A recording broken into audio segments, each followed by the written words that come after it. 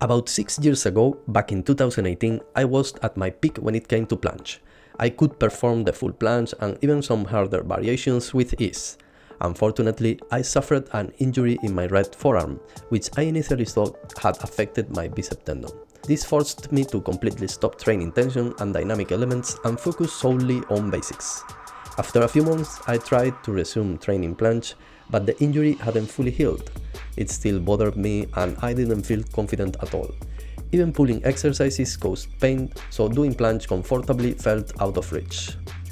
Over the years, I shifted my training focus to explore other areas, doing more basic exercises, endurance work, weighted training, leg workouts, and experimenting with different methods.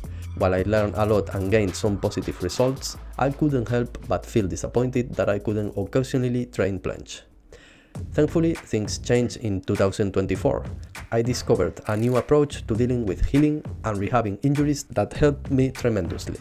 I explained this method in detail in another video which you'll find linked at the end of this one. It might be helpful for anyone dealing with an injury that's holding back their progress. Thanks to this method, I was finally able to fully heal my forearm injury. When I started testing planche again, it felt incredible. There was no pain or discomfort in the area, just some mental blocks from past traumas. From that point on, I couldn't resist the temptation to start training planche again, even though they aren't my main focus right now. It also helped that my friend Rodri, known as RS Workout, moved to Tenerife, and he's also training planche. Having him as a training partner and advisor has been a great bonus. What I want to share in this video is the simple approach I decided to take for planche training. I only focused on a few exercises that I found to be the most effective, and the results have been amazing. In just a few weeks, I regained my full planche, started working on advanced variations and combinations with both the full and straddle planche, and I feel like I can keep progressing in the weeks ahead. Rodri has also given me great tips on improving my form and technical details, which we'll share in this video. So, without further ado, let's dive into the exercises, how to adapt them to your level, and then move on to the technical explanations. But before we get started, a quick reminder that you can support me as a content creator by using my discount code JERAI You'll get 10% off plus gift depending on your order size and earn points redeemable for more rewards. Take advantage of this and thank you so much for your support. Exercise 1. Negative handstand to bent arm planche. The first exercise I used, and in my opinion the most important, is the negative handstand to bent arm planche.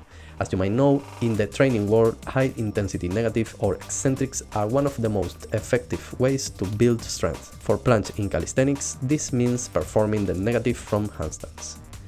The challenge here is that if you lack sufficient strength, trying to do the negatives with locked elbows might be too difficult. You might drop too quickly, making it less effective. That's where bent arm negatives come in. By bending your elbows, you can control the movement much better, slow it down, and accumulate several seconds of tension during each set. The key to this exercise is making the descent as slow as possible. If you can't, hold the final position at the bottom to add even more time under tension. If you can't hold the final position yet, just focus on making the descent slow and controlled. Avoid rushing. With just 3 or 4 repetitions of this negative and long rest periods between them, you can accumulate over 20 seconds of time under tension per workout. In contrast, direct planche attempts or lock elbows negatives might not even give you half of that.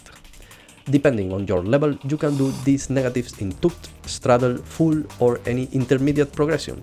If you haven't mastered the handstand yet, I strongly recommend focusing on it first. It's a crucial tool that will significantly speed up your progress with planche. Exercise 2. Negative handstand to locked elbow planche. Building on the first exercise, if you can control a locked elbow negative for at least 5 seconds, it is an incredible effective option. Whether in tucked, straddle or full planche, this exercise is a great addition to your training. However, remember to only attempt this if you can make the descent controlled and sustained. Otherwise, stick to the bent arm progressions. Exercise 3. Tucked or frog planche lunges. Next up are the planche lunges from the tucked or the frog position. which you can do in tugs, rather full or intermediate progressions. These are effective, but only if each attempt lasts at least 3 seconds. Shorter attempts won't provide enough stimulus to the muscles to be worth including in your training. Now that you know the exercises, here's an example routine for someone working on their first straddle planche seconds and aiming for a solid straddle planche before progressing to full planche. I recommend structuring the routine by placing the most intense exercises first, followed by progressively easier ones. Use long rest periods of at least 2.5 minutes and up to 5 minutes if necessary. I've included a link in the description to add this routine to your Calisthenics account, where you can customize it to fit your level. Let's move on to Rodri's technical explanation of how to improve your planche form. He did it in Spanish, so I'll sum it up for you. He pointed out that I was overdoing pelvic retroversion, which caused my legs to drop lower than they should. Additionally, I wasn't engaging my glutes enough to keep my legs aligned with my back. We started training with the goal of avoiding excessive pelvic retroversion and finding a neutral pelvic position. The issue is that some people tend to have a pronounced pelvic anteversion, and they should focus on retroversion to correct it. However, that wasn't my case. We also worked on launching from a planche lean position, which helped a lot. A key factor was that I focused on correcting my position in the straddle planche, a progression I can hold comfortably. This is important because if I tried to correct my form in a progression I could barely hold, I wouldn't have the capacity to make adjustments on the fly. I'd be too focused on just not falling. The takeaway is that you should work on a progression you can hold for an extended period to effectively refine your form. Lastly, another important detail to consider is that in the straddle planche, we sometimes spread our legs as wide as possible to make it easier to hold the position. However, this often pushes the pelvis into an excessive anteversion, which significantly worsens form. To address this, it's a good idea to avoid spreading the legs too much and instead find a position that allows for the best overall form. I hope this video helps you a lot, calisthenics enthusiast. I'll keep updating you on my progress here and on Instagram, where you can follow me at Geray Alonso. I'm super motivated to keep improving and even try to achieve a solid front lever, which was a big challenge for me on the past. If you enjoyed this, please give it a like, subscribe to stay updated, follow me on all social media, and remember to use the code Geray on Process. See you in the next video.